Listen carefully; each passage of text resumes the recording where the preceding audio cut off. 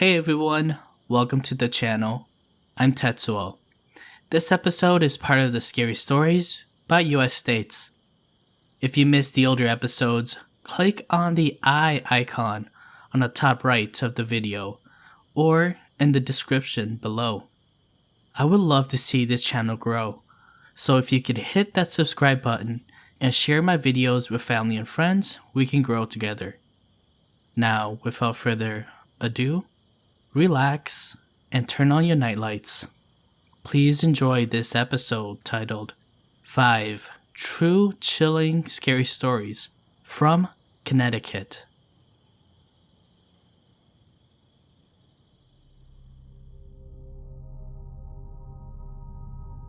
Story 1. I too had an unusual experience. Dudleytown, Connecticut. I have not been there in 25 years and decided to show my sons where it was, as they don't believe that I have ever been there as a teenager. I swore I would never go back there again, but got talked into going there by my sons. Having not been there for that long, I figured nothing was going to bother me. Boy, was I wrong. Right after we got there, the feeling of being watched became overwhelming. As we started to walk up the trail, I felt as if we were being followed.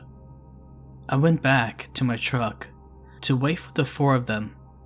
For the time that I was in my truck, there was a pair of red eyes staring out of the dark at my truck. As the eyes got closer, I said, "So much for bravery," and started hitting the horn to get the four of them back. I wasn't gonna sit there alone anymore. 4 times in the past, I have seen the shape of what appeared to be a large white wolf or shadow. 25 years later, I saw the same thing again.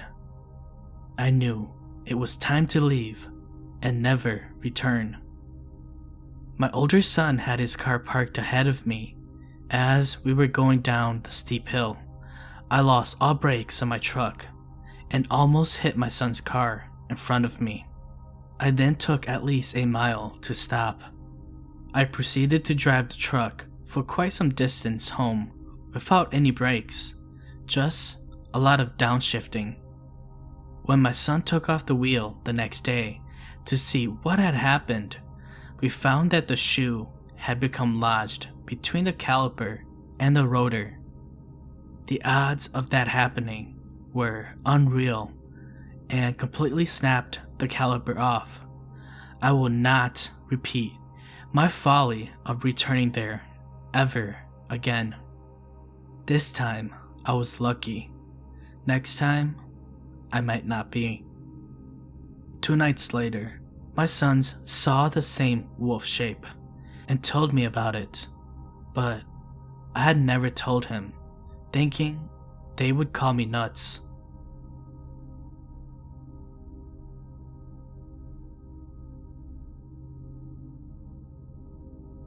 Story 2.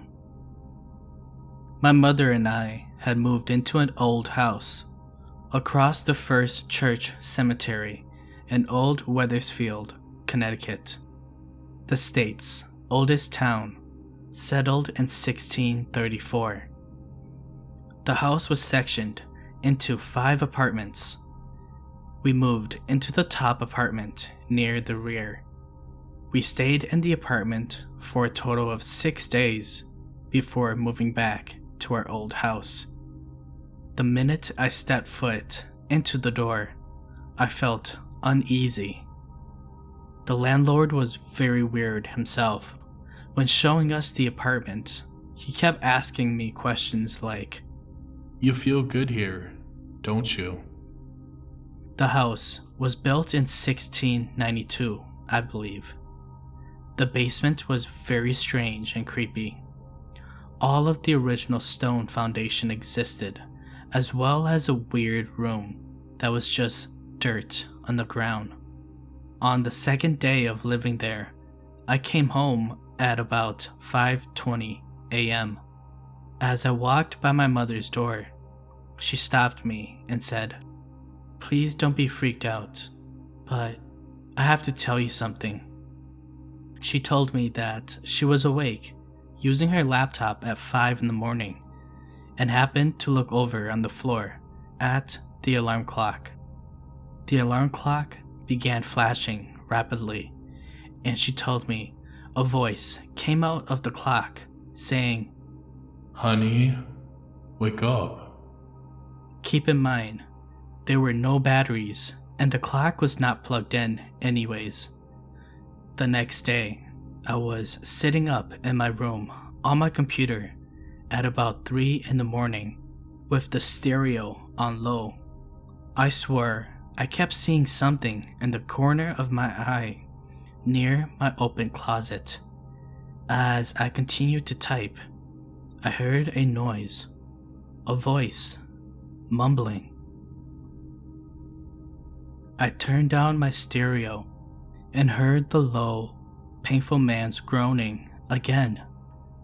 It lasted about 10 seconds and then stopped.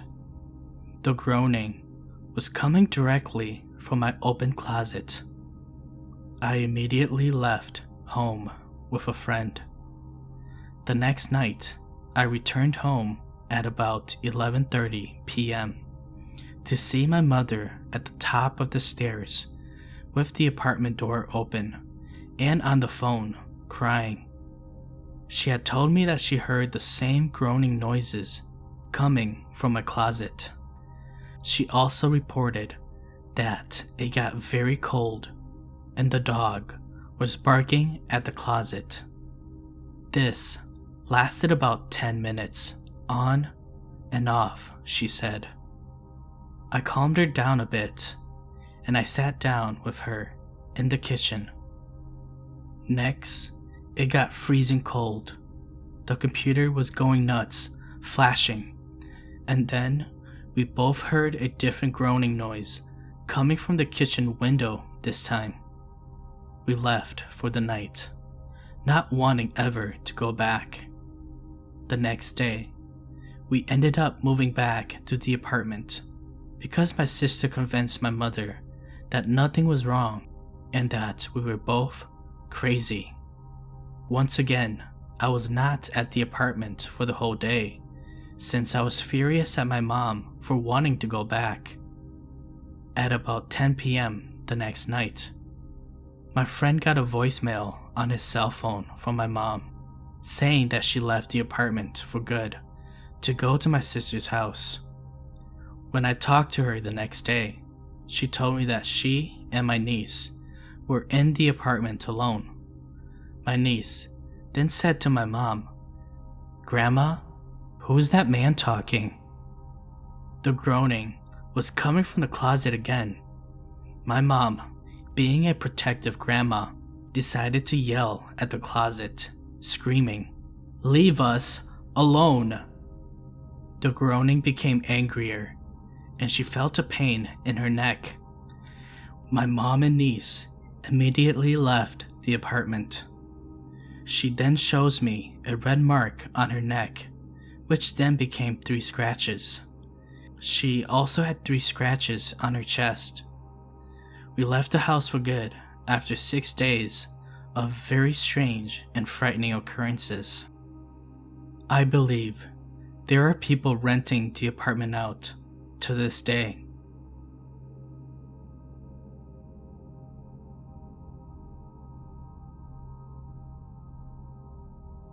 Story 3. I grew up in a house that was almost 150 years old, in a small factory town in Connecticut. My brothers and I used to hear voices in our basement and other sounds that would often scare us. My parents were threatened to punish us by putting us there when we misbehaved, which would always keep us in line. Living in the house, we experienced many odd occurrences, which had us convinced that we were cursed. The basement always had a strong, foreboding atmosphere, which kept our family from going into the basement very often, and seldom did any of us venture there alone. The home was a company-built duplex and had dirt floors in the basement. My dad decided he was going to finish off our basement to try and make some use of the area. As we were moving dirt out of the basement, we hit something solid. It turned out to be a gravestone. We stopped digging. We checked with Town Hall, but they had no records of anyone dying in the house. And we found out that when the house was constructed, they did not have any equipment to bury people in the winter, so families would often bury deceased loved ones in the basements and then move them as the ground thawed. My brothers would hear voices and banging sounds all over the house, but especially in our basement. I personally saw areas of darkness which were pronounced even at night when the room was dark. One night in high school, I was in the kitchen doing homework. Outside, there was a heavy rain and thunderstorm with a great deal of wind. The kitchen, though, was still, with no wind or air movement at all. I looked at a phone that was hanging from my wall. A phone which had a very long, coiled cord that dangled straight to the floor. The cord shot to the left of the phone as though someone pushed it from the middle of the cord, and it swung like a pendulum. I was such a wreck that I ran out of the house. I had met a Baptist minister 3 days earlier whose church my brother has been going to for a few weeks, and he left me his number if I ever needed any help. I called him from a neighbor's house, and he came over with another man who was entering seminary school. They witnessed sounds and odd pressures in the house, which caused us to all feel like we were in a box being watched from all sides at the same time. They started praying and read from the Bible, which made the sounds and voices of running up and down the steps in the basement just go crazy. The sounds stopped about an hour later, and I moved out shortly after. However, bad things still continued to happen in the house while I lived there. There were many things that had happened while I lived there growing up, which ended, at least for me, when I left. However, the house still has a terrible evil feel to it. You see, I went back to the house over the past 2 years since my aunt, who owned the house, passed unexpectedly in the house. Her boyfriend killed himself with a shotgun in the same room about 6 months ago. I will never go back there, and I still shudder when I have to drive by the property.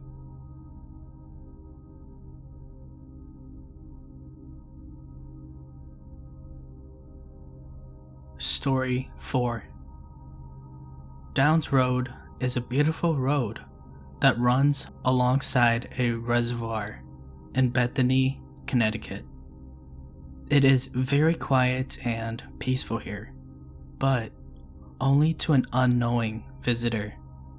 Downs Road is a famous legend in Bethany. It is known in the surrounding towns as haunted. As a child, I heard tales of a supposed Downs Road monster who had killed a couple who were stuck on the road in the early 80s. The truth of the story was never fully backed up, as many people in the area have all heard their own versions of stories and tales. My experiences started early on when some friends and I decided to check out the legend and folklore of this road. I have seen many things on this road and have reason to believe it is indeed haunted. It started with an apparition of a small boy and his bike. I could clearly see he was hurt. When my friend and I drove by an isolated part of the road, we thought this boy was for real. We then turned our car around and the boy was gone. He was nowhere in sight, but his bike was, and we watched it vanish before our eyes. Upon another visit there, and another car full of friends, we pulled around a corner where there is part of the mountain alongside a reservoir.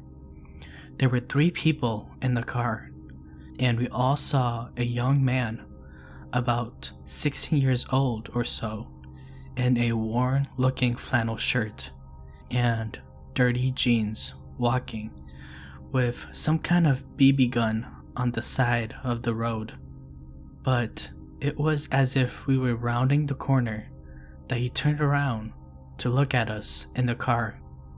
It happened so quickly, but the 3 of us could see this young man. When we saw his face, his eyes glowed blue. I checked into this because it was very disturbing. I come to find out it was rumored that a young boy had committed suicide in the woods alongside of this road. And it made sense because he was carrying a shotgun that we all thought was a BB gun. I am now a believer about the legends of this road. I don't know about a monster or how many ghosts or spirits reside here, but there is some kind of dark presence.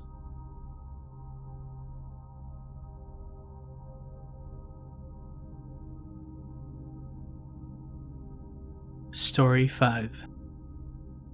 My family lived in this house that we knew was haunted. We had an ongoing moth and fly problem, and many strange things happened here. Many people had died there, including a man who hung himself in the basement, and a lady who died of illness on the stairwell. At this time, my family consisted of my mom, my dad, my brother, my sister, me, 2 cats, and 2 dogs. When we first moved in, my mom felt uneasy, so she made sure that there was a cross in each room, and she blessed every room of the house with holy water. The refrigerator in the house had its own cubby, but our fridge didn't quite fit in it quite right, so my dad crammed a piece of wood in the opening.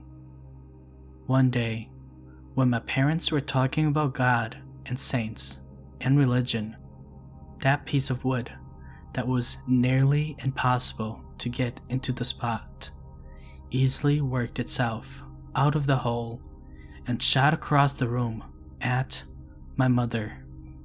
It would not fit back into the hole. Then one night, when my sister was just a baby, my mother was awakened by a lady at the foot of the bed telling my mom to go check on my sister. So my mom, half asleep, went into my sister's room and saw that my sister had a blanket around her neck. The basement was probably the worst spot in the house. When you went down there and closed the door behind you, You would often get locked in there. You always felt as if you were being watched, and no one would go down there alone. When one of my cats went down there, he came up bald. When we took him to the vet said that my cat probably licked all the fur off, but there was no fur or fur balls in the house at all. Over the course of a Connecticut winter, a lot of snow accumulates. My father, who is a paramedic, would often wear his heavy snow boots to work, and they made a heavy stomping sound no matter how softly he walked. One snowy day, my mom and we were both addicted to Sega Genesis, and we were playing Sonic the Hedgehog game when we heard the door opened, and my dad's boots started chomping around the front door. Thinking that my dad came home to have lunch with us, as he often did, my mom and I raced out to the living room where the front door was, only to find that no one was there. There were no footprints in the newly fallen snow, no tire tracks from the ambulance he drove, and no snow on the rug near the door. My sister would never leave our room without turning the lights in the hallway, and she hated going to bed alone because she was always afraid of the man that she said stood outside of her bedroom door. In 1997, we moved out of that house and moved into a new house in a different town. We have kept in touch with our old neighbors who lived next door to that house, and according to them, people never stay in that house for over a year, and they still have problems with the moth and flies.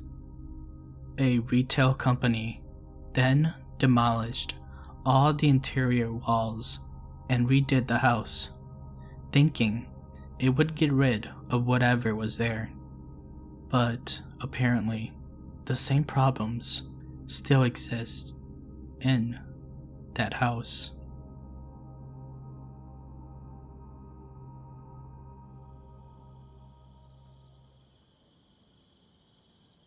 Thanks everyone for making it to the end of this episode. If you haven't yet, check out the older ones. Until then, see you in the next episode.